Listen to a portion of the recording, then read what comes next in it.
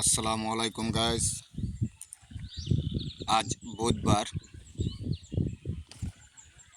আমি আসছিলাম বেতাগর ইউনিয়ন খৈরিয়া গ্রাম। এখানে এসে দেখি গতকালকের রাত্রে শিল পরে দেখেন জমিনের অবস্থা কি হয়েছে। এদিকে অনেক শিল হয়েছে, মোটামুটি ভালো একটা ঘূর্ণিঝড়ও হয়েছে। মোটামুটি সে হতে অনেকজনের অনেক ক্ষতিগুলো হয়ে গেছে। এই যে খের, যেটা আমরা বনের ভুট্টে বলি, এগুলো সব ভাঙ্গে পড়ে গেছে। আমি আসলে নান্দাল থেকে আসছিলাম বোনের বাড়িতে ঘুরতে, এসে দেখলাম যে এইসব, যার কারণে আপনাদের মাঝে একটু তুলে ধরলাম। তো সবাই চিন্তা করতেছে